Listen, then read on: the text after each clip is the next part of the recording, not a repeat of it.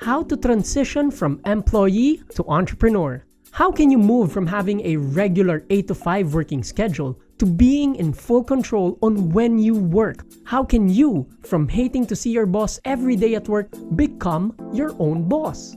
How can you move from a fixed salary where you're trading your time in exchange for money into going into business where you're trading your products and services for money, so your income is no longer limited by HR policies or rules of promotion or office politics? Instead, you're in full control of your income. How do you get out of the corporate world and move into the world of entrepreneurship?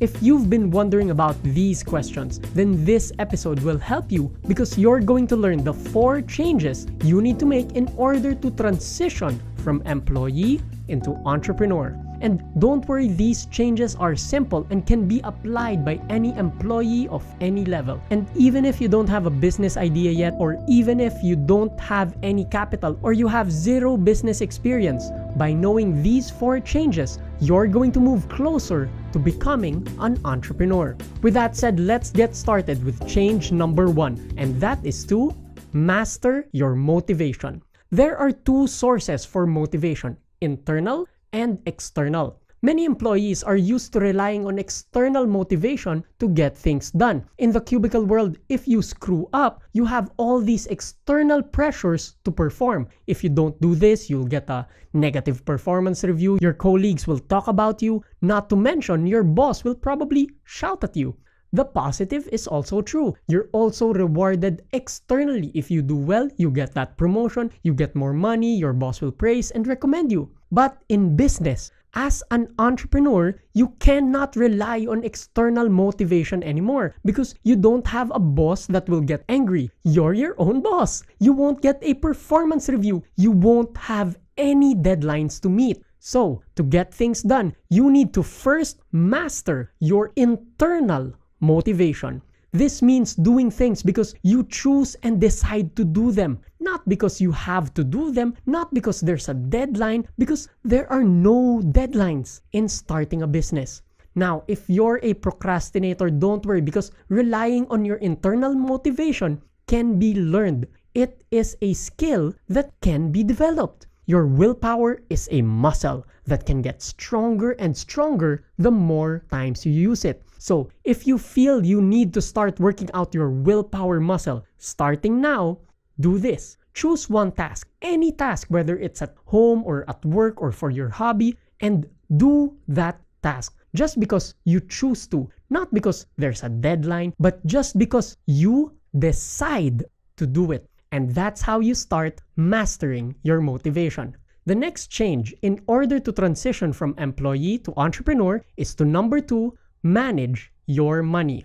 There are 2 ways people generally spend money: ad hoc and preemptive. Now, ad hoc spending is spending anytime, spending on whatever needs to be bought, whether it's a want or a need, you just spend as you go. And many employees are used to this way of spending money because they know that every month they will receive a paycheck and a salary. And at the back of their minds, money will not run out.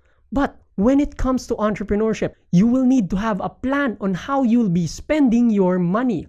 Now, listen to this. Anyone who wants to start a business will need to have startup capital. No matter what kind of business, you will need some amount of capital, whether that's 10,000 pesos or 10 million pesos. You will need money. Now, at this point, even if you don't have a business idea yet, it will be prudent to start saving for your business, even if you don't know what business you'll put up yet. This is called preemptive spending. When you're already preparing the money you will need to spend in the future, so that when you see an opportunity, you will have the capital to take advantage of it. Why? Because you're prepared. So, if you truly want to start up your own business in the future, start saving now. It can be as small as 3% of your monthly salary, or it could be as high as 30%. Different people will have different budgets. The point is, start saving now. Moving on, the third change employees need to work on in order to transition to entrepreneurship is to mix up your meetups. As an employee, majority of the people you will meet will be other employees. It's a Friday night, you've had a very stressful week at work, so it's time to head over to your favorite inuman hangout place and talk about who's not there joining you. Yep, chismisan time, rant time, distress time. Then Saturday, it's rest day. Sunday, maybe family day. And then it's Monday all over again. It's the rat race all over again. You meet the same people, talk about the same people, have the same issues, deal with the same problems, and there's a saying, birds of the same feather flock together. So if you keep flocking with employees every single day, there's a good chance you're going to stay an employee. Now, of course, we have nothing against employees here, but there is just a vast difference between employees and entrepreneurs when it comes to the mindset, and you have to experience that difference. So attend that business workshop seminar, reach out to your friends who you know are entrepreneurs and just catch up and hang out with them. Look out for meetups and business events happening in your area. It's time to get out of your comfort zone. And if you continually expose yourself to entrepreneurs, trust me, you're going to get more and more motivated to really take action on your business. Now, let's go to the fourth change to transition from employee to entrepreneur, and that is to mind your media. Be mindful of the information you consume when you're just relaxing, whether that's binge watching TV series or reaching the end of your Facebook or Instagram feed every single day, or just aimlessly wandering around YouTube. That's a lot of mind power being slowly wasted. Listen up. Yes, there will be times during the week when you're just so stressed out and you need to relax your mind. But starting a business will require you to think about every single detail of your business. You're going to have to set up or create every single product, policy, and process for your business. So every second spent thinking about the latest news on the latest love team on the Kapuso or Kapamilya networks, or on the NBA player stats, or on the Kardashians or your neighbor's cute dog, could have been time to nourish your mind with positive information that could inspire you and give you creative ideas for your future business. So instead of going on Facebook, why not read a blog of a successful entrepreneur? Instead of binge watching a new TV series, why not listen to a business or economics podcast? Or maybe watch business documentaries? These are much better relaxation activities that will nourish the entrepreneurial spirit within you. Now, with these four changes: number 1, master your motivation, meaning practice your willpower. Number 2, manage your money, meaning start saving now. Number 3, mix up your meetups, meaning meet with other entrepreneurs. And number 4, mind your media, meaning nourish your mind.